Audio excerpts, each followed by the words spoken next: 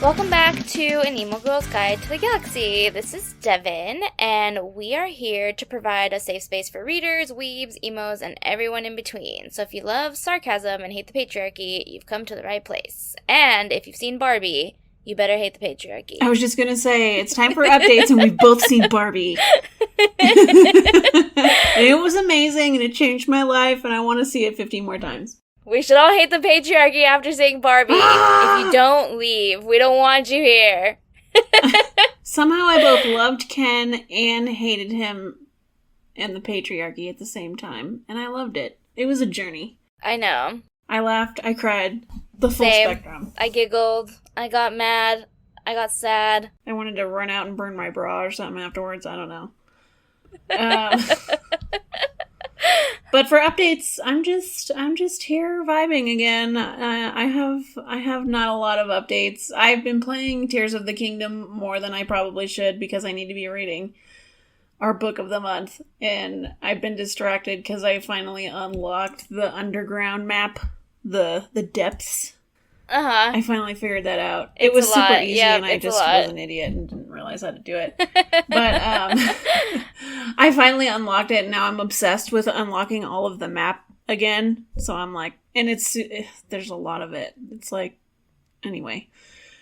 So I've been obsessed with when that. I say it's gonna take you a while, like I'm not exact. Like it's going. Every to time take I you unlock a little part, and it's the just map. like a little blob. I'm like, that's it. Come on. Yes, it's a lot more intensive to open up the depths map than it is the like ones. Normal level, the world map, because which I already thought was pretty places. Hard. But anyway, I've been distracted with that. But I've been reading Curse of Saints, which is our book of the month pick, and it's super good. Mm-hmm. I love it. I'm just like distracted, I guess. But I did manage to finish a graphic novel manga thing. I don't know what to call it because it's in the style of a manga, but it's a regular... You don't read it backwards like a regular manga. It's just like a graphic novel. Anyway, it's called Villains Are Destined to Die, and it was super fun, and I really loved it. So, 2 thumbs up. It's about a girl who starts playing this dating sim game, and then she falls asleep, and when she wakes up, she's in the game, and she's like, what the fuck? Oh my god, I did this. And then she has to figure... And each of the love interest guys has, like, a heart meter on top of it, and because it's a game, it all starts at 0, and she has to try and get it up so that she doesn't die, because if it goes into the negatives at all, then they'll kill her, and, the game will end. Yeah. So it's about her trying to figure out, like... who she can manipulate into like loving her or whatever, and then I'm assuming real romance will bloom, and I'm super excited. So yeah, obsessed. I was sold when you said it was a dating simulation, and then she falls asleep and she wakes up inside the game like that. There are princes and like it's really great. Dukes, and she has to like find one to love. It's great. Yeah, okay, I'm adding it to my list. I've already growing list since I can't seem to finish a book. I don't know who I am these days, but I'm halfway through our book of the month, which is The Curse of Saints, and I'm also loving it. There's an emo boy and Willa is intrigue. Like in the book Boyfriends. Like he made it already. I love him. I love him so much. I know. There's a lot of tension, and I'm here for it. Mm-hmm. And I like the emo boys. The emo toxic boys, give them all to me. We made a whole podcast around it. Am I in a toxic relationship? No. Do I want fictional, you're compensating, toxic, you're getting that. Characters with all the red flags? Yes. Yeah. He has secrets? Give him to me. Yeah. But I'm hoping to finish it soon, so that way we can talk about it. It's just really good, and that'll be the first book that I finish in a really long time. In other news, I am also getting a haircut this week. That has nothing to do with books, but I'm just really excited because my hair is so dead and fried. I'm cutting it all off, starting fresh, going back to my natural colors. Really good. So I'm excited. Yeah. And I have so much hair, so whenever I get even a slight trim, it feels like 10 pounds have been lifted off of my head. So I'm just really excited to chop it all off and start over and be like, oh, there's nothing there. I'm so I can feel the breeze. I also got some really cool book mail today from Source Books. Ooh, which? It's called Night of the Witch. It sounds really good. It's out in October, so perfect for spooky season, and it is about a witch who is the lone survival of a brutal attack on her coven. And then she is trying to find her family member and bring the Hexenjägers, the witch hunters, to justice, because obviously her whole coven is dead. And then Otto, who is a Hexenjäger, that's just a cover though. One of them burned his innocent mother alive, and he's been plotting his revenge.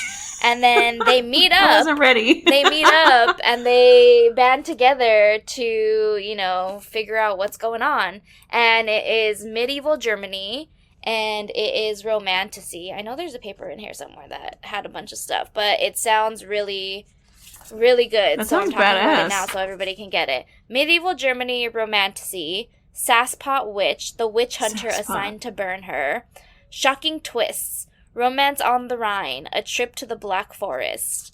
Also, Jennifer L. Armentrout did a quote, and so did Claire Legrand did a quote for Sold. this book. That's all I need to know. If they like it, I'm already here for it. Jennifer L. Armentrout said, set against the backdrop of the medieval German witch trials, Roche and Revis, who are the authors, weave a fantasy and heart-pounding tale full of history, love, witchcraft, and war that will have you gripping your book waiting for the next shocking twist. And Claire, who, if you know me, you know I love Claire Legrand, said, Night of the Witch is an irresistibly compelling page-turner, distinguished by vivid descriptions of fascinating magic system and crackling chemistry between the two leads. Best of all, when I finished reading, I wanted more. Bring on the next book. Crackling. So this is going to be a duology. Yes, it's going to be a duology. This is the first book. I love duologies. I kind of want to read this next, but, I have so much other stuff I need to read, but I will definitely read it before October, so we can add this into our witchy season episodes, and we'll talk about that. And then speaking of Claire, I also got my signed copy of A Crown of Ivy and Glass, which is her debut adult fantasy novel. I saw you take a picture of it, and I was like, I'm so jealous, but I love it. Yeah, I want. So I follow her. Tips for all you readers out there, anybody who's actually listening, follow your favorite authors' newsletters, because sometimes they host giveaways that aren't on their social media pages that are not hosted by the publishers. Yeah, so I follow her newsletter. And she did two things. This is how I got my ARC, and this is how I got my signed copy. So when they were giving ARCs out, she had some type of contest of, if you talk about the cover reveal on your social pages, send us the links on this form, and then you'll be entered to win one of however many copies of ARCs. So I did that, and I did that while I was camping last year. That's how long I've been waiting for this book. And I was camping, and I was like, I need to do this. So I, did it on Twitter or whatever I did. And I won a copy. So when the ARCs came out, I got my ARC. And then when when they were publishing or printing out the actual copies of the book a few months ago, she was like, talk about my book on your social, and you can win a signed copy of my book, one of however many.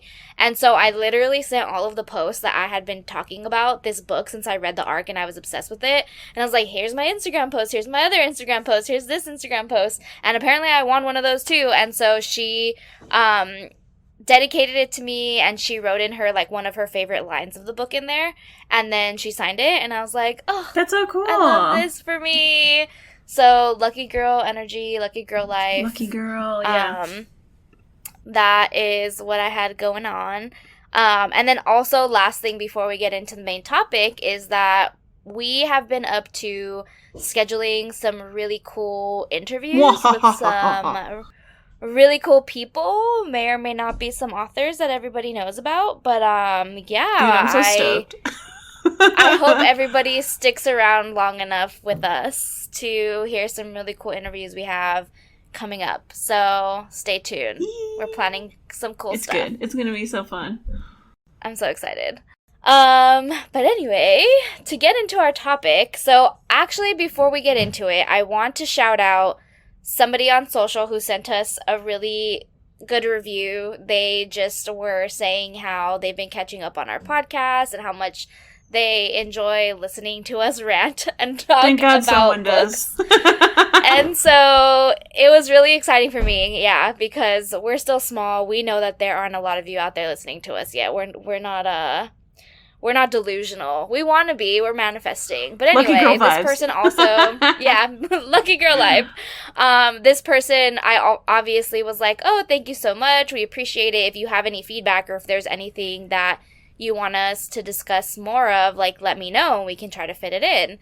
And one of the things that they had mentioned was that they really enjoyed us going through different tropes and different niche types of books and talking about them. So we decided to do another hot take, I guess, maybe not, but another episode on tropes. And so we talked about love triangles already, and now today we're talking about everyone's favorite, I think, enemies to lovers. It's a more popular one, and I can see why, because it's also one of my favorites. I know, I broke mine up into love, hate, and mess / question mark again, and most of them are in the love, so that's good. Yeah, I don't think that there are any that I would say that I hate on my list. More of just like meh, or I'm obsessed with it. But I'm here for a good enemies to lovers story.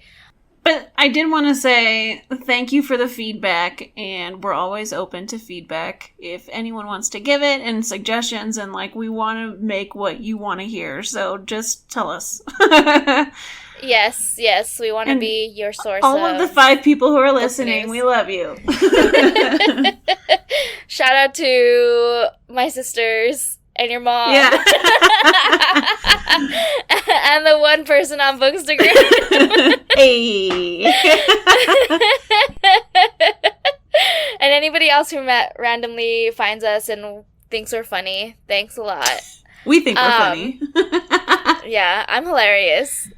I did want to start off this episode with like an overarching, I don't know, topic or question or... Yeah. But I was looking at... First of all, to make this list, I found a Goodreads list. It was like popular enemies to lovers, and I was going through it and then like listing the stuff that I've read. But then some of them I was like, is this enemies to lovers? And I gotta say... I know, a lot of mine too. I was like, I don't know. Stuff on that list, I was like, would we that's what... I have a bunch in the mess / question mark category, and all of the ones with question marks are ones that were on that list, and I'm like, are these enemies to lovers?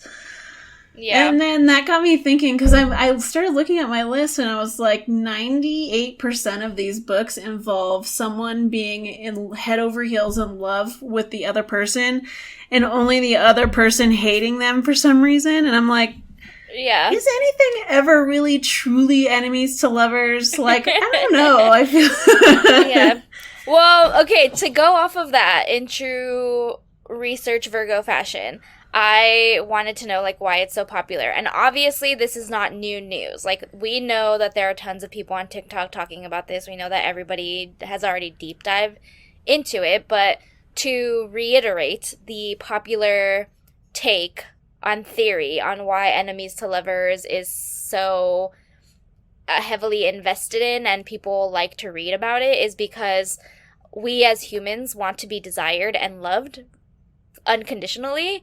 And so when you read an enemies to lovers story, you're seeing somebody become infatuated and fall in love with somebody even though they have faults and even though they have flaws and they might not be compatible at the beginning. They learn to like overcome those differences and say, I care about you and I love you regardless of like where we started or regardless of the fact that like we may not have seen eye to eye in the beginning of things.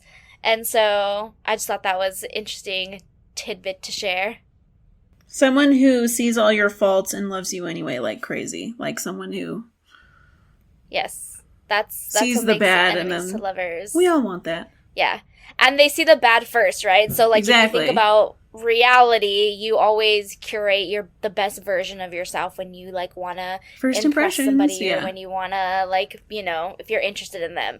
But enemies to lovers is the opposite, where people always see the bad stuff first, usually, and then the good stuff comes out, or it's like, oh, I misunderstood you. And so it's kind of like this feeling of I can just be myself and somebody out there will like me for me, Mm-hmm. even if they might not see it at first. They'll come around eventually. Yeah. I keep seeing people talk about this on TikTok, and I don't know why. This seems so random to me. But whenever the topic of enemies to lovers comes up, I keep seeing stuff about this fan fiction called Manacled, which I think is hilarious because it's a Harry Potter fan fiction, and like, are we still? We also just want to say we don't stand I was just gonna J.K. say Rowling. we don't. do not. We shun J.K. Rowling in this house, but people keep talking about this fan fiction. It makes me want to read it. I guess it's enemies to lovers, and people are like, it's real enemies to lovers, and I'm like, what does that mean? Like they try to kill I know. But anyway, they're in a battle to the death. that seems I have in here, so to kick my list off is I tried to find stuff that maybe wasn't as popular as some of the ones that people are always talking about. So I think I have a mixture of some popular versus like some like are medium popular. And I put on here The Longing of Lone Wolves and the entire Fae Guardian series. I have been talking about Lana P for like years now, probably. Forever. And she's still one of my favorites, and I am still waiting for this series to be complete. There are now 7 books out. 1, 2, 3, 4, 5, 6. 7. Yeah, 7 books out. And Y'all, I've read 6 out of the 7, which is they a just stunning keep endorsement getting from better me and better. because There are vampires.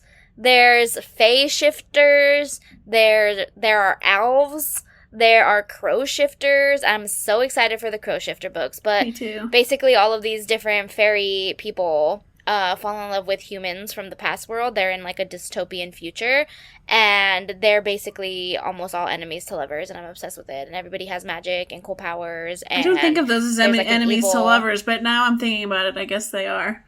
I would consider like them the like entry level enemies to lovers, because all of them start off like being from like they're from different worlds. They don't trust each other. They like I'm don't really know what's this going whole thing is on. making me really question what I consider to be enemies to lovers, and I don't even know.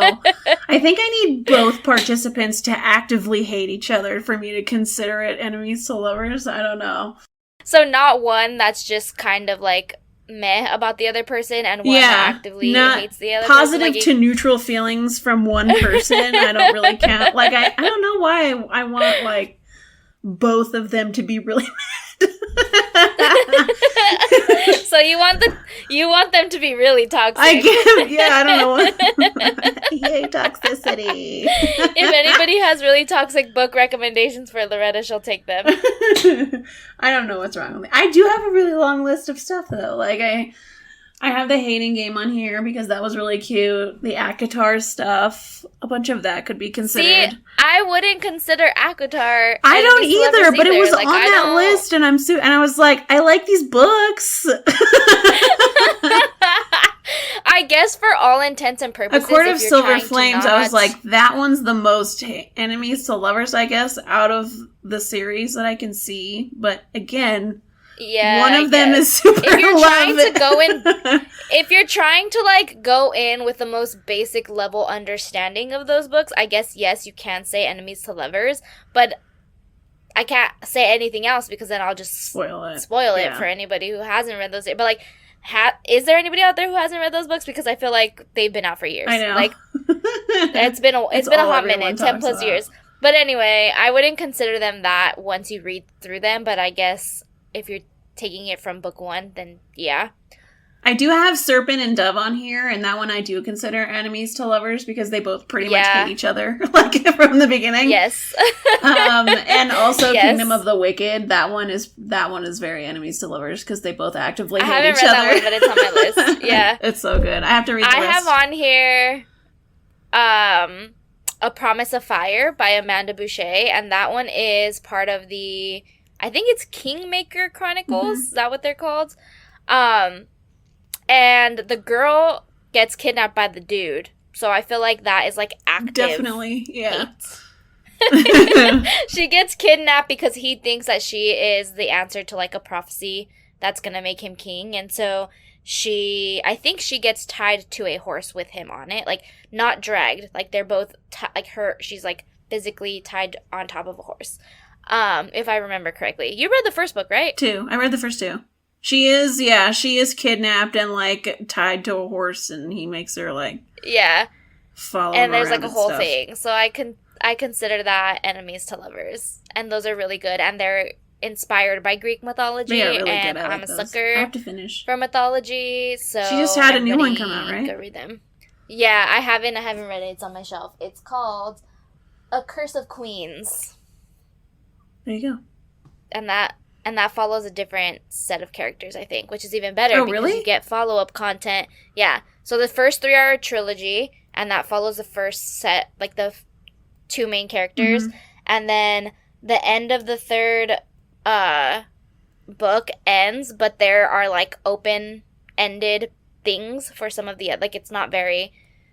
closed. Like, there are a lot of things that could have potentially happened. You're like, wait, what happened to this person? What about this? And so the 4th book is following some of those characters that you're not really clear about what happened. Yeah. Oh, that's cool. I didn't know that. So, yeah, they're really good. I also have in here for some of the ones that I personally don't think are very popular because I haven't seen them being posted or talked about.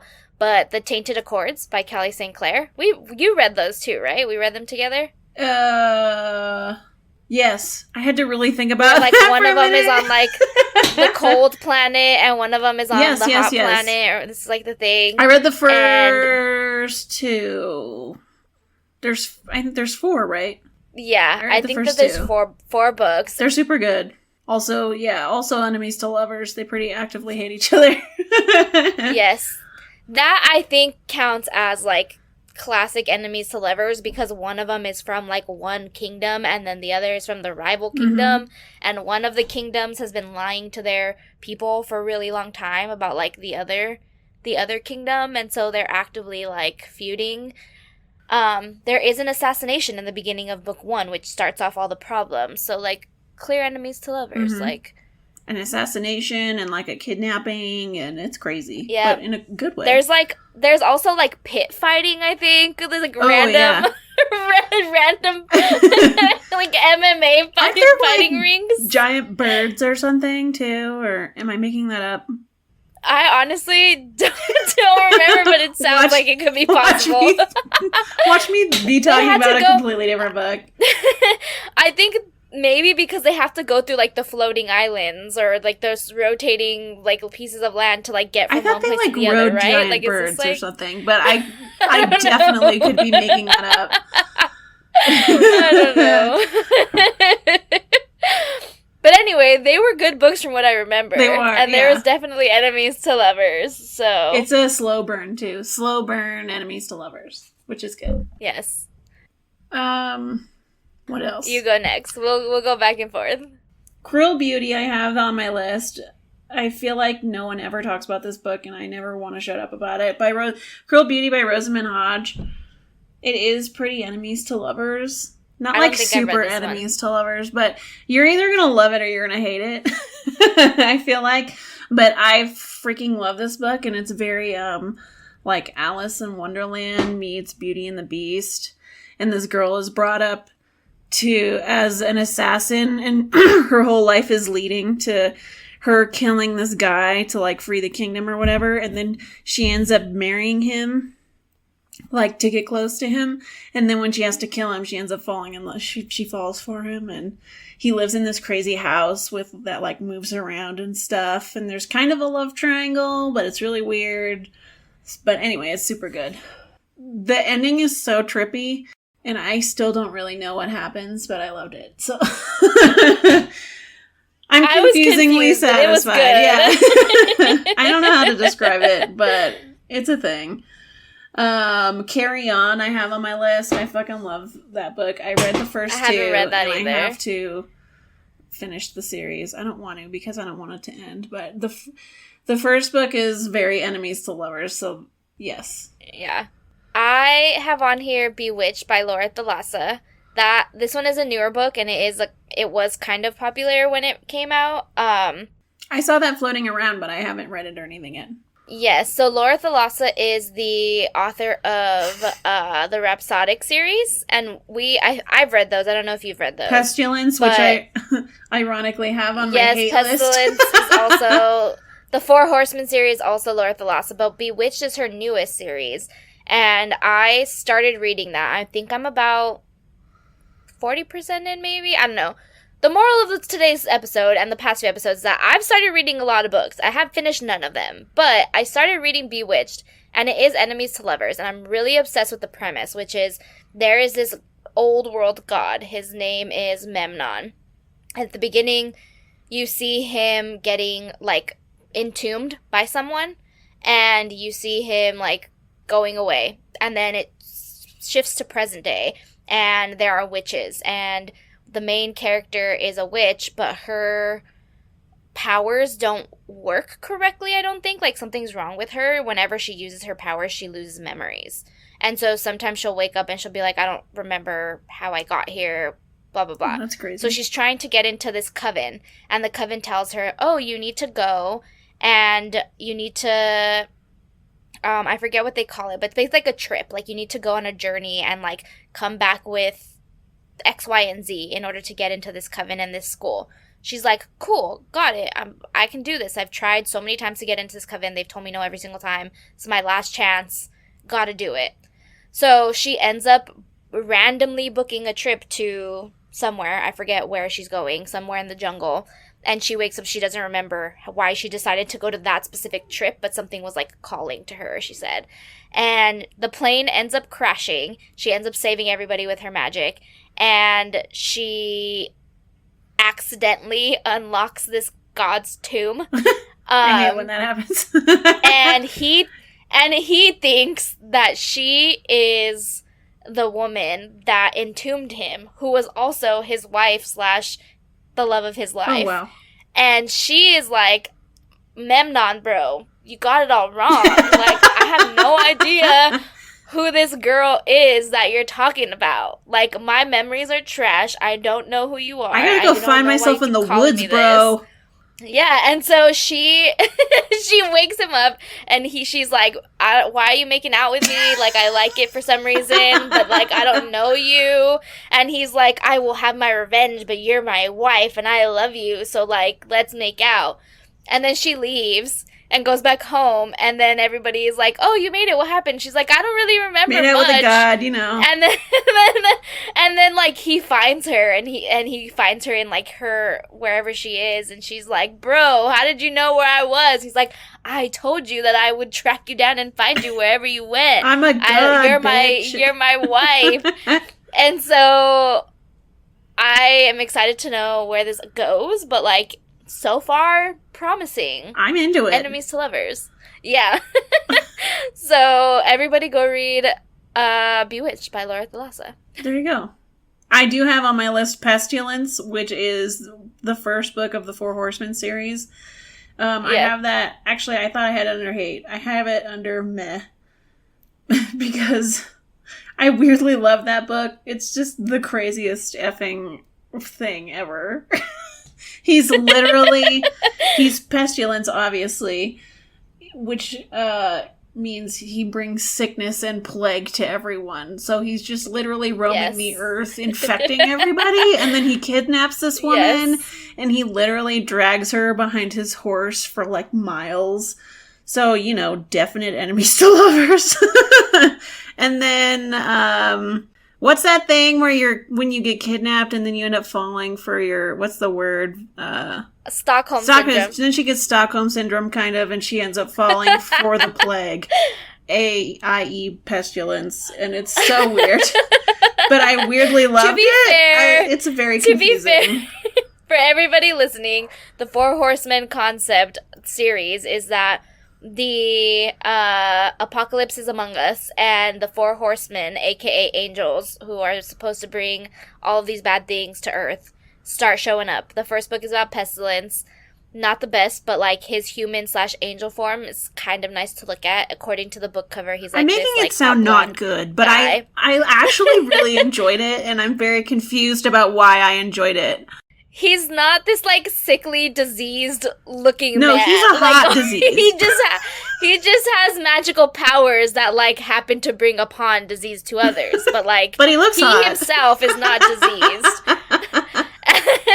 And the second book is War. So the second Horseman is War. And that one is, I think, a little bit more palatable than the first one. Like, it's not as aggressive as, like, dragging a woman on a horse. I'm really dying to finish the series because I gotta know how the rest of that plays out. Yeah, so those I thought were fun. Like, they were very interesting. It's it was very crazy, different but, than like, what we're entertaining used to as hell. Yeah. Yes.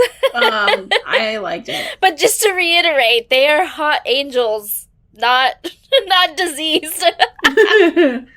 Not diseased men.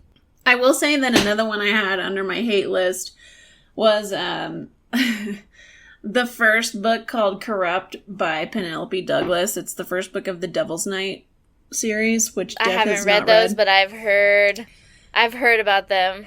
The first book is about, I love this series, honestly.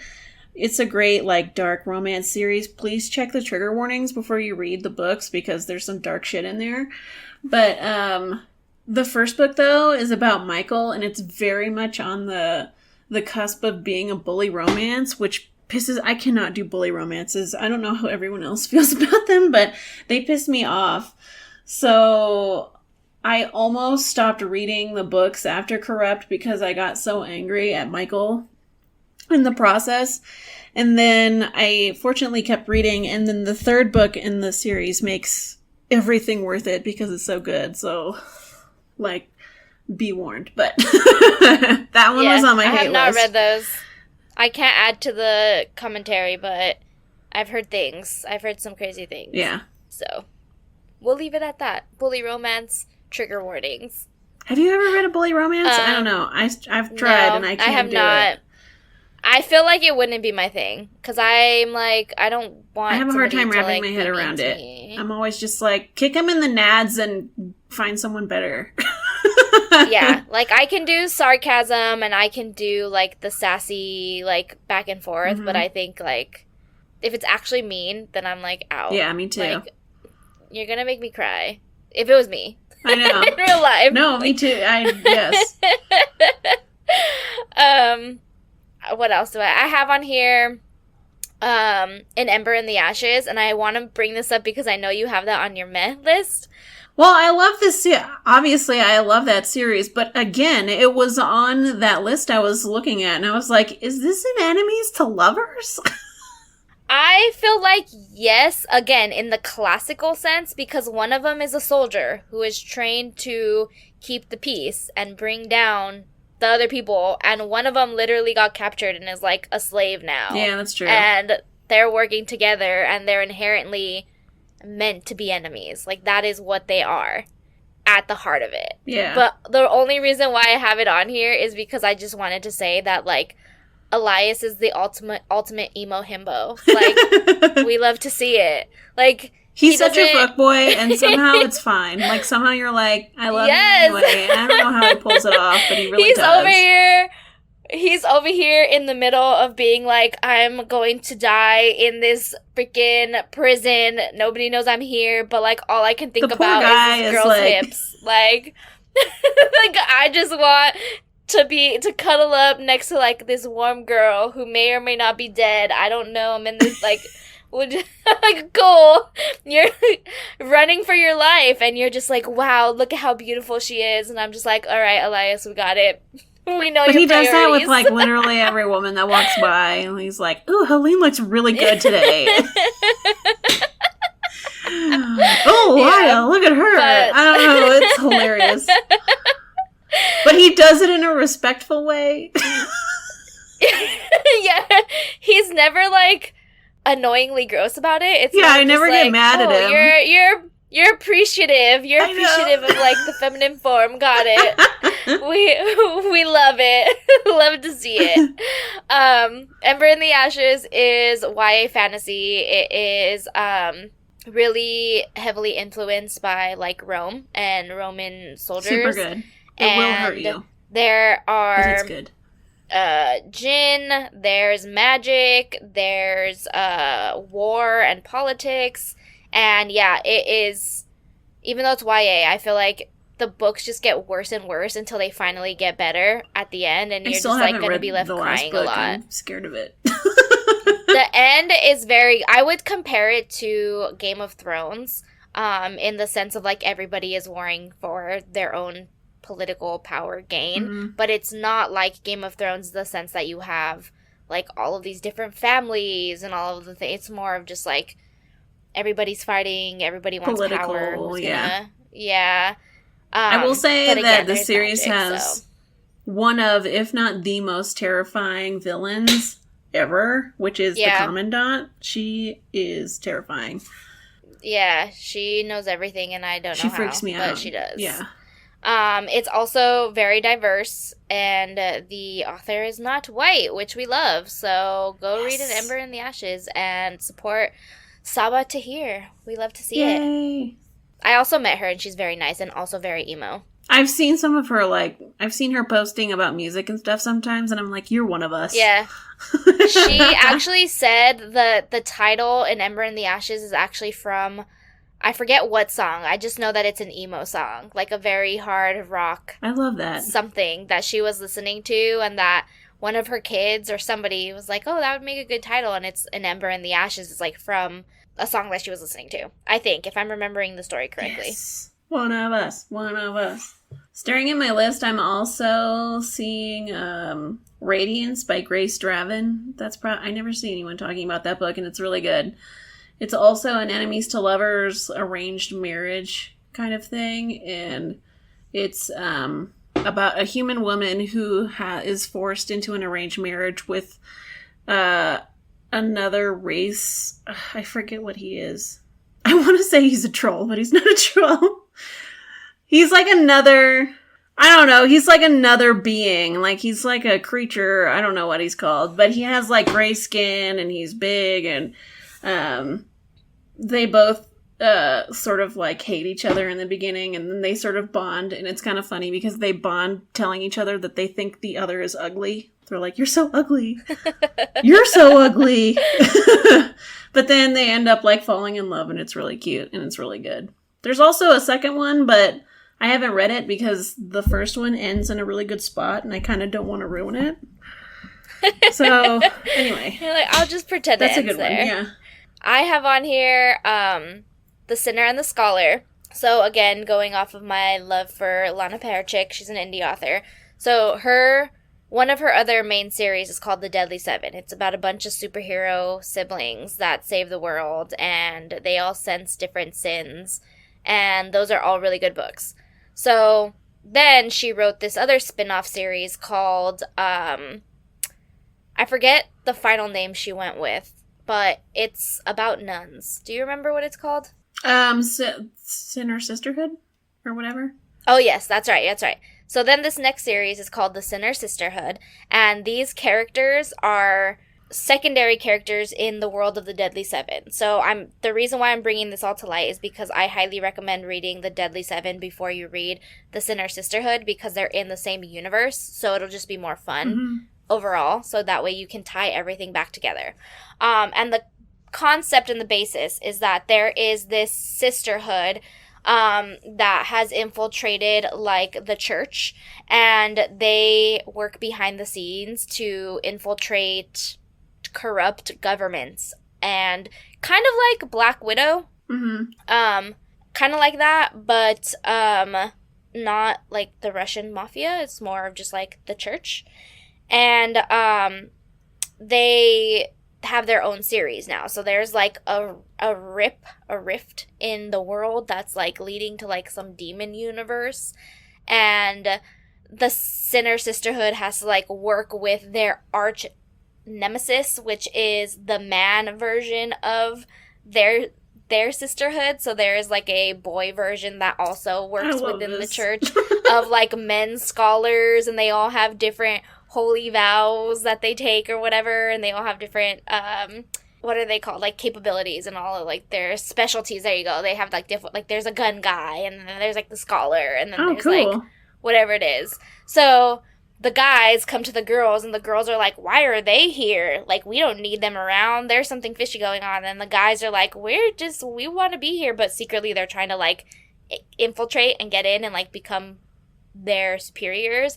But then they end up having to work together because there's, like, demons on the loose. Yeah. And so that, again, is like a true enemies to lovers. It's a series. The first one is out. It's called The Sinner and the Scholar.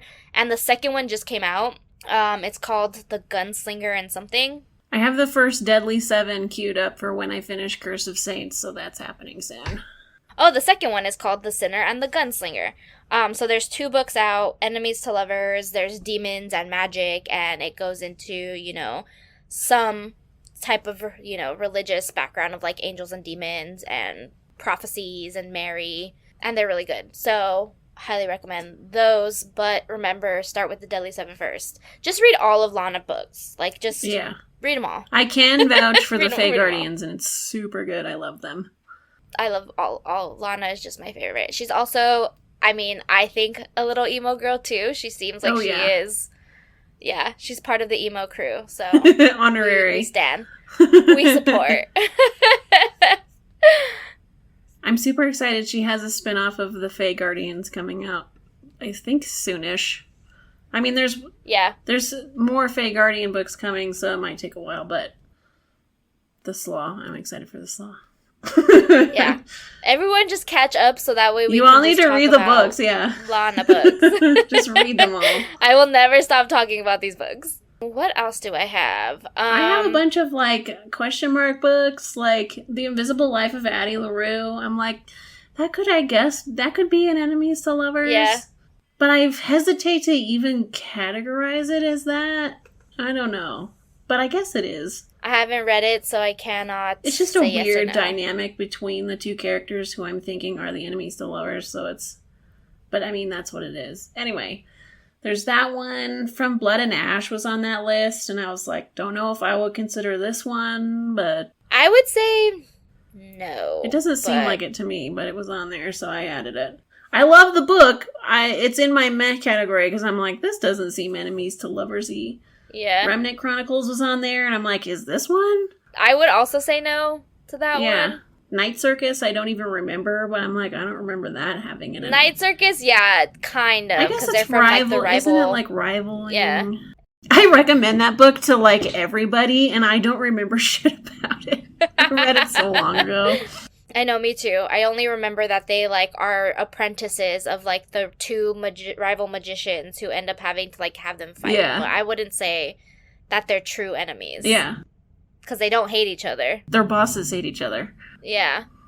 I have on here Shatter Me, again, as just, like, a shout-out. Because those 3 books are just so... Us talking about them the last 2 episodes makes me want to reread them. I know. They're just so YA, but, like, in the good sense. So fun. Like, you read them and you're just like, this is so, like, early 2000s you also young get adult. Kenji. But it's so good.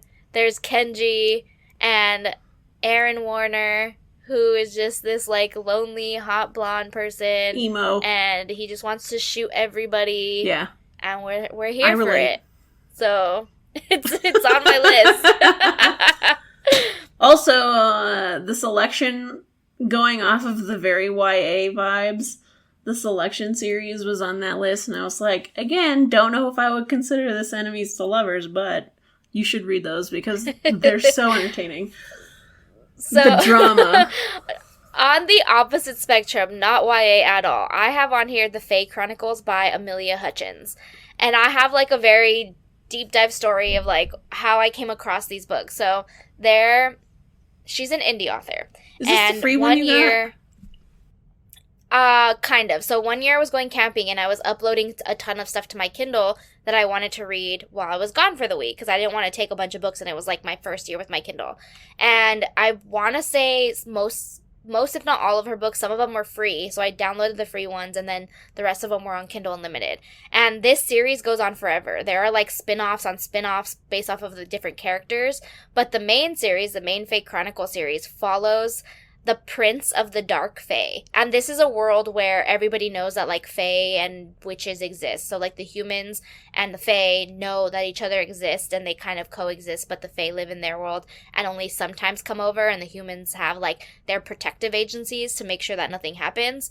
And so the main girl in the series works for an agency that is meant to, like, help track down evildoers, like, of not human descent. And the Dark Prince comes over into the human world and needs help solving, like, a murder case or something. And he picks her. And she's like, I hate the Fae. Like, the Fae, I think she thinks that the Fae killed her parents, or something or other. Like, there's a reason why she hates him. He, like, is aggressive and bossy and rude. And, like, they hate each other for a while, and then just, like, things go sideways, and there's a lot of smut, and the smut isn't crazy, and there's just a lot going on in that series. Like, it went 0 to 100 real quick, and I just remember, like, being obsessed, knowing that it was completely trash. Like, there's nothing, like, there's nothing literally, that a word? Amazing about this series. You're going to go into it being like, what did I just read? But you're going to enjoy the ride. Like, you're going to enjoy. That was me with literally all of T.S. Joyce's books. Yeah, you're going to enjoy watching this Dark Fae Prince being like, excuse me, while I go to town on this one lady, and, like, you guys can watch if you want. I'm trying to remember, like, because I remember you being obsessed with these books. And I think I have the first one, and I tried to read it one time, and I couldn't get into it. Not because of the book. Sometimes you're just not in the mood. I don't know. It's just, there's so many, too. I don't even think I ever finished the entire world built around the Fae Chronicles, because there's so many, like, branched off series. I'm trying to remember. I remember, like, the first 4 books being, like, super good. And then, like, you find out that, like, Fairy is dying, and they need help, like, bringing it back to life, and that, like, only a certain specific thing can do that, and there are, like, demons and witches and, like, there's, like, everything in this series, and I'm just like, there's just a lot going on right now, but I like it. Like, I'm here for it. Like, like, give me the trash like, urban fantasy with, like, this really maybe disturbing for some, but maybe not smut, and I'm just like, yeah, let's do it. Let's read about all of the rough smut going on, and, maybe, like, disturbing for some, but not us. Yeah, I would say, like, I liked them, and they're enemies to lovers, so, like, do it. If you have Kindle Unlimited, add them to your list. I remember the beginning, and she meets the guy, and they hate each other, and then there's something with, like, fighting, or... Literally, I think in the first few chapters, she gets into his car, and they're fighting. Maybe that's and then she gets out of the car, and he, like, compels her to, like, get up against the hood. And he, like, comes up around her. And I'm just like, I shouldn't like this, but I do like this. Like, and he's like... She's like, stop, and he's like, I know you like it, and I'm just like, I love all of that. Is he a vampire? Like, no, the main dude is the Dark Prince of the Fae. You said that. The Fae Dark Prince. So there's, like, the Dark Fae and the Light Fae, and, like, the compelling thing makes me think of like, old school vampires, not Twilight vampires. And I love that shit. I love when they do that shit. Yeah, it's so good. Not for the faint of heart, but I enjoyed them. I have The Cruel Prince on here as meh, because I feel like that's an enemies to lovers book that everyone loves, and I don't really understand the hype around it, but I've also only read the first one, so... I've read the first 2. I didn't read the third one. I hated book 1. Everybody in that book annoyed the crap out of me. They're all terrible. Like, everyone is terrible. Everyone. The second book, I think, is a little better. I like the ending of book 2 a lot. I was like, this makes sense. I'm here for this plot twist. But then I didn't get book 3, and I just never finished it. I'm assuming that they lived together happily ever after, but, like... The fan art I see tells me yes. Truth Witch was on that list that I was looking at, and I love Truth Witch. I don't remember that being super enemies to lovers. That is also super slow burn. It's super YA. So if you're gonna want to go in expecting, like, people to get together after book 1, like, that's not going to happen. You're going to have to wait for 4 books, and even then, you're probably not going to get what you're expecting, but they are very good fantasy books. So if you're going in for the fantasy and for the girl friendship and for, like, girl bossing and magic and all of that stuff, do it, because it's a really good series. But if you're going in for the romance, it's lacking. It's very slow. But overall, good. Yeah. I have all 4. I think I've read the first 3, but I haven't read the 4th one. Also, side note, that there is a novella for that series. Sight Witch. Yes. Why do I remember that? Which type of witch. That is one of the only novellas that I will say added so much context and so much world building and actually was necessary for that series. It's one of the best novellas I've ever read. I was like, wow, this is what a novella should be. Not A Court of Frost and Starlight at all. Fan fiction of your own stuff. Yeah, like, Sight Witch is so freaking good. Like, if you're gonna read that story or that series, do not skip the novella. It's so good. Yeah, it's really good. I have on here Dance of Thieves, and I know that one was super popular on TikTok, and it blew up, but as a reminder, it is enemies to lovers, but you need to read the Remnant Chronicles first. But Dance of Thieves is so good. I want to reread it. It is like Mob Bosses, but better. I also have The Daughter of the Pirate King on here by Trisha Levenseller. I've wanted to read that, and I haven't. Those books, it's a duology. I think she's big on duologies. Most of her series are 2 books, but I've only read Daughter of the Pirate King and Daughter of the Siren Queen, that's that whole series. And the first book involves, obviously, the daughter of the Pirate King and the captain of a ship. And there is a only one bed, you're staying with me in my room scene. And it ends amazing. I love that scene. We need to do an only one bed episode. Yes, we can do that next. She is known for making her characters, like, super sassy, like her main women characters, like, snappy and fierce. And so if you've read anything by her, but not Daughter of the Pirate King, just go into it knowing that you're going to get a lot of that same, like, sass. And it's amazing. I was just going to say, really I have her other book, The Shadows Between Us, on here, which was so good. Oh, yeah, that one's pretty good, too. Yeah. Also, Enemies to Lovers, also very good. The main character is also very sassy. We love it. We love it. Yes, she's writing another one, which we it's a standalone right now, and it ends in a pretty good spot if I'm remembering right. Yeah. Yes, it does. But I think there's another one coming. I do want to shout out, staring at my list, this one isn't really super Enemies to Lovers-y, but I love the book. It's called Bring Me Their Hearts by Sarah Wolf. I actually really want to read it. Oh, I've read that. I want to reread it. Because I read the first one and I absolutely was obsessed with it, and I haven't finished the trilogy yet. But it's really good. And I'm forgetting the details, but this chick is a witch or she something? works for a witch. She works for a witch. She works for a witch, and yeah. She needs and the to steal the heart of the prince, and I cannot remember why. Yes. For the witch tells her, like, if you want to be free or if you it's for her freedom or for magic or for something. Yes. She has to carve the heart out of the prince. So she goes, and of course she falls for him, and it was on the Enemies to Lovers list, and I love the book, so it's in my love category. I don't know if I would really consider it Enemies to Lovers, but you should go and read it anyway. Yeah, I have read the first book. I remember enjoying it. I have not read the rest of the series, though. What else is on my list? I have in here... Oh, to close off my list. This is not a book. I saw it on your list and I got super excited earlier.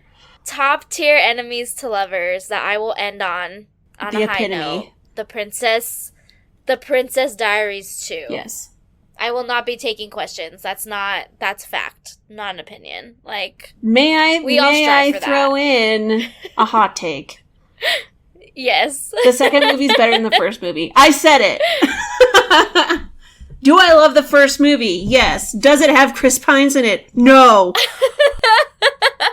I think that I agree with you, but my hot take on top of that is that young girls starting off will like the first movie more than the second movie. But we like the second movie more because it has Enemies to Lovers, and we're like, We want that Chris tense drama Pine. in our lives.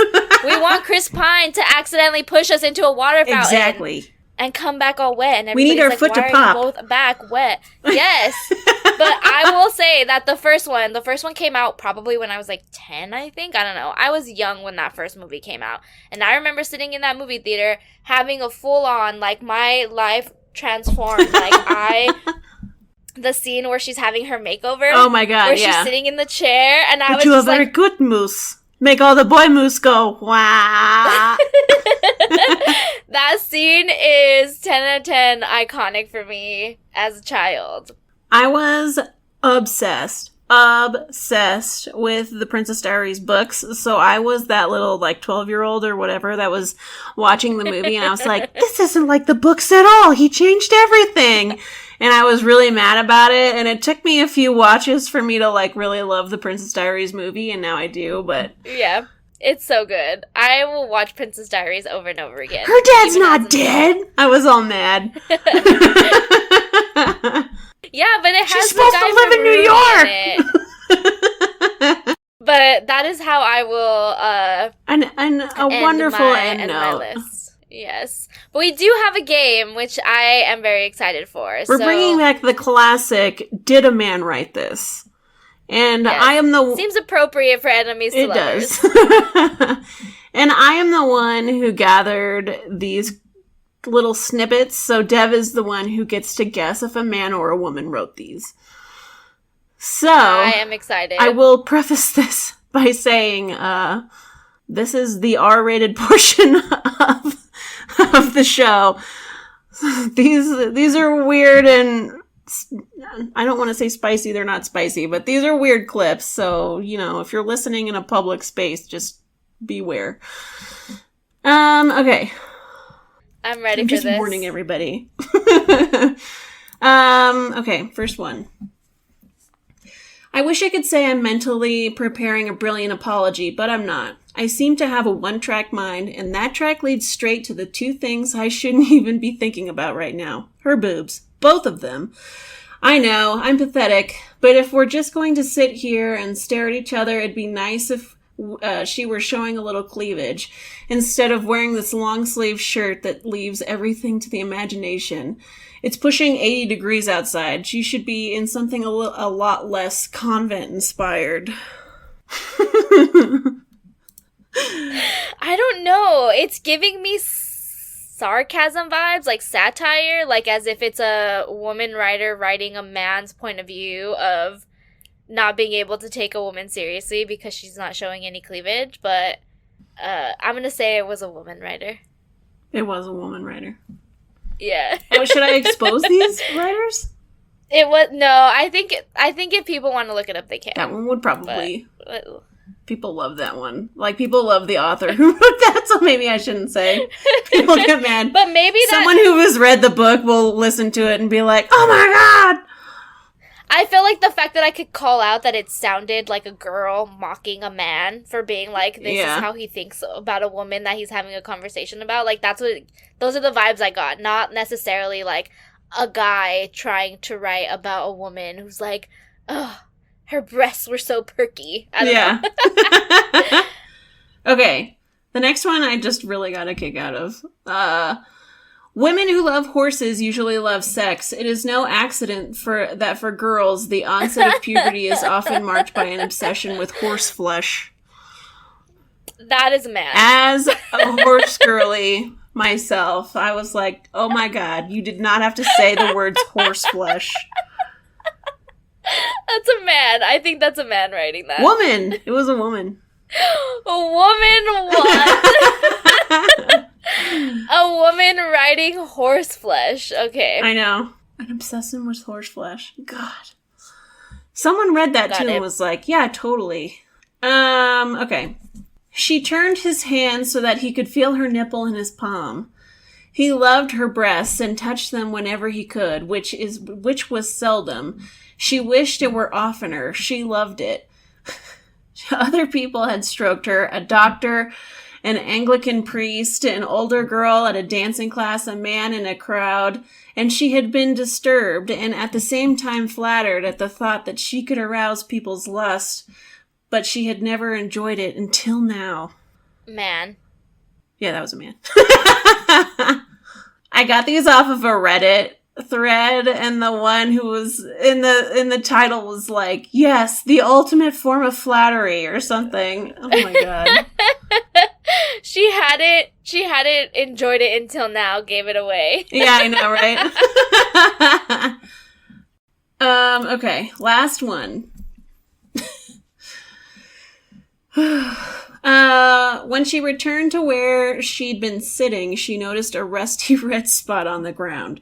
She looked around, squatted to touch it, and felt something loosen inside of her. What does that mean, by the way? She stepped away and saw a new drop on the ground. She touched the inside of her leg. Her hand came away with a small smear of the same rust red. She touched the smear to her tongue. Ew! Iron metal winter blood. She squatted and pulled her smock up so she could see the ground between her feet. She watched small drops of red fall slowly, drip, drip, like time passing. She watched the drop's edge become ragged in the dirt. She felt the drops release from her with a light, wet trickle. Drops? 1 drop, 2 drops, 3 drops to 10, and then it stopped. The title of this one was I guess we're like a faucet or something like that. It was funny. I was gonna say, this has to be a man, because anybody who has a period would know that that's not how it works. Yeah, that was a woman. I think it was a... What? It was I knew that would get you. What? Poor woman. I have so many questions about this passage. What is loosening inside you? And also, why would you taste it? There are so many drips. I literally, you were here with me when I was reading it, and I went, oh, did you hear me do that? I literally gasped. She touched the smear to her tongue, and I was like, oh, awful, awful. Yeah, no, that's too much. So, on that note, I got 2. You did get 2. Looking for these clips was hilarious. Like, I forget how wacky some of these freaking passages are. Oh, man. Well, thanks for joining us today. We hope you enjoyed our enemies to lovers discussion and all of our recommendations. And you can follow us on social. We're at Emo Girls Guide on Instagram, Twitter/X.com, whatever we're calling it these days. I don't even know. We're there. TikTok. We're also on Fable now. We'll be reading a new book every month, so join our book We're finishing club. out The Curse of Saints soon, but we will be picking a new book. We were going... If anybody has recommendations, yeah, please yell at us if you want to join in and there's something you want to read. We are very open. We're here. Yeah. We have a long list, so there's... The options are endless. Come at us with more. We can add more to the list, so join us. But yeah, may your day be blessed with main character energy. Main character energy. Woo!